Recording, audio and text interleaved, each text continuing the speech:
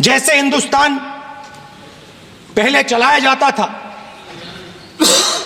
वैसे ही आप हिंदुस्तान को चलाना चाहते हो। स्पीकर सर, जब मैं छोटा था स्पीकर सर, दिल्ली के चारों ओर जंगल हुआ करता था।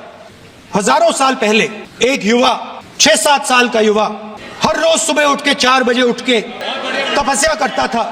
तपस्या, हाँ, हर रोज सुबह वो धनुष उठाकर तीर कमान चलाता था और घंटे घंटे उसने तपस्या की, सालों के लिए उसने तपस्या की। पास पास लोगों को पता लगने लगा कि लड़का है। यही तो आप नहीं समझ सकते हो, यही प्रॉब्लम है, यही तो प्रॉब्लम है। धनुष में तपस्या है। तपस्या का मतलब शरीर में गर्मी पैदा करना, समझिए। हाँ, तब का ये मतलब है, तपस्या का ये मतलब है। लड़के का नाम एकलव्य था और वो गुरु के पास गया और उसने कहा, गुरु द्रोणाचार्य जी, मैं सालों से धनुष चलाना सीख रहा हूं, मैंने अपनी पूरी शक्ति इसमें डाली है, आप मेरी मदद कीजिए, आप मेरे गुरु बनिए। द्रोणाचार्य जी ने एकलव्य को कहा कि आप ऊंची जात के नहीं हो, आप ऊंची जात के नहीं हो, आप द्विजा नहीं हो, मैं आपका गुरु नहीं बनूंगा, यहां से तुम चले जाओ। और एकलव्य चला गया। फिर से एकलव्य ने तपस्या शुरू की। कुछ साल बाद द्रोणाचार्य जी और पांडव उसी जंगल से निकले। एक कुत्ता भौंक रहा था, कहानी आपने सुनी है, सुना देता हूं। कुत्ता भौंक रहा था, अचानक कुत्ते की आवाज शांत हो गई। द्रोणाचार्य जी और पांडव पास गए और उन्होंने देखा कि तीरों के जाल में कुत्ता फंसा हुआ था, मुंह में तीर था एक, हाँ, मगर कुत्ता तीरों के जाल में फंसा था, एक तीर मुंह में थी, शांत था कुत्ता, मगर कुत्ते को चोट नहीं लगी। एकलव्य ने अहिंसा के साथ कुत्ते को शांत किया था। द्रोणाचार्य जी आते हैं और एकदम पूछते हैं, तुम्हें यह किसने सिखाया? एकलव्य जवाब देता है, द्रोणाचार्य जी, ये मैं सीखा हूं, मैंने तपस्या की है, घंटों मैंने प्रैक्टिस की है, आपने मुझे गुरु बनने से मना किया था तो मैंने एक मूर्ति, मट्टी की मूर्ति सामने रखी और मैंने प्रैक्टिस की और मैं सीखा। द्रोणाचार्य जी खुश नहीं हुए। द्रोणाचार्य जी ने एकदम कहा, तुम्हें मुझे गुरु दक्षिणा देनी है। नहीं, ये आपकी स्टोरी है, ये आपकी स्टोरी है। मेरी स्टोरी है कि द्रोणाचार्य ने पूछा कि मुझे आप गुरु दक्षिणा दीजिए। मेरी स्पीच ले ली आपने। द्रोणाचार्य जी ने उनसे कहा कि गुरु दक्षिणा के लिए मुझे तुम्हारा हुनर, तुम्हारा भविष्य, तुम्हारा अंगूठा चाहिए। और एकलव्य ने अंगूठा काट के द्रोणाचार्य को दे दिया।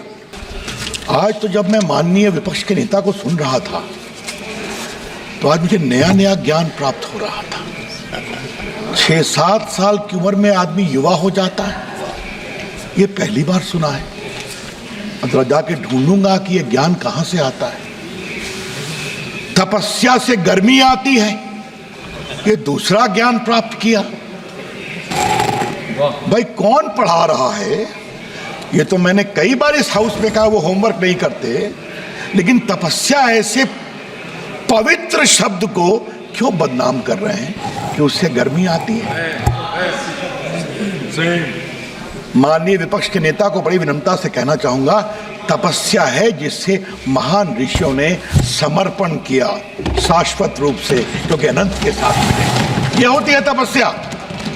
और तपस्या अगर जानना हो तो एक बार गांधी जी को पढ़े। मुझे मालूम है सावरकर के प्रति उनको बहुत परेशानी होती है। एक बार इस सदन में मैंने आग्रह करूंगा, एक बार इनको अंडमान निकोबार की सेलुलर जेल में ले जाया जाए, जहां 11 साल सावरकर बंद थे। मैं 3 बार गया हूं उसमें, और जब भी गया हूं तो रोया हूं।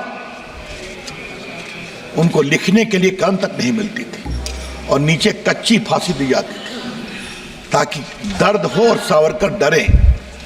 ठीक है, आप अपने राजनीति के लिए जो कुछ भी बोलिए, लेकिन जिस व्यक्ति ने देश के लिए इतना त्याग किया, उनके भाई की मृत्यु अंडमान में हो गई, उसके बारे में ऐसे शब्द का प्रयोग न करें, ये मैं बहुत विनम्रता से कहूंगा। और फिर कहूंगा, ट्यूटर बदलना बहुत जरूरी है। ये ट्यूशन कहां से आ रहा है ये बताना बहुत जरूरी है। अध्यक्ष जी, उपसभापति जी, संविधान को बनाने वाले महान लोग थे। उन्हें आज 70वें वर्ष में विनम्र प्रणाम करता हूं। किसका नाम लूं? डॉक्टर अम्बेडकर का लिया गया, नेहरू जी का लिया गया, राजेंद्र बाबू का लिया गया। दो नाम उधर से कभी चर्चा क्यों नहीं होते हैं? सरदार पटेल और मौलाना आजाद क्यों? मैं तब से देख रहा था विपक्ष के नेता कब सरदार पटेल का नाम लेंगे। और आज जब 75 वर्ष की बात हो रही है तो माननीय संसदीय कार्य मंत्री ने डॉक्टर अंबेडकर को 89 में मिला भारत रत्न की चर्चा की। मैं पीड़ा से एक और बात कहना चाहता हूं, सरदार पटेल नहीं होते तो ये देश बिखर गया होता। इस हाउस में मैं बहुत ईमानदारी से बोलना चाहता हूं, 550 से ऊपर रियासतें थी, सबको सरदार पटेल ने हैंडल किया, सब भारत में मिल गए। एक को नेहरू जी ने हैंडल किया, बाद में नरेंद्र मोदी को ठीक करना पड़ा। यह है कश्मीर भारत का मुकुट है। क्या क्या बात की गई। वाल्मीकि रामायण लिखने वाले वाल्मीकि कौन थे? संत रविदास कौन थे? उन्होंने अपने तप से अपने को ईश्वर से कहां जोड़ा था? कभी जानने की कोशिश करते हैं वो?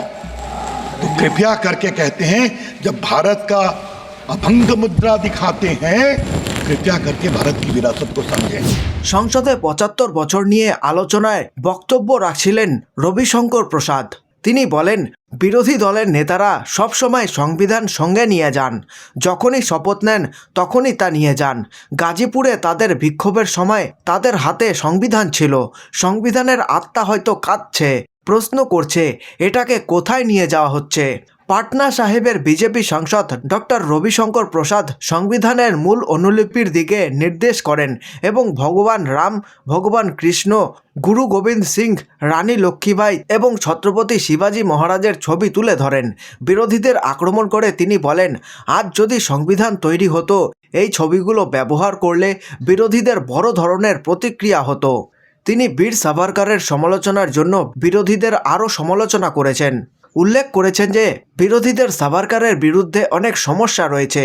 আমি তাদের আন্দামানের সেলুলার জেলে যাওয়ার জন্য অনুরোধ করছি, যেখানে সাভারকরকে 11 বছর ধরে রাখা হয়েছিল।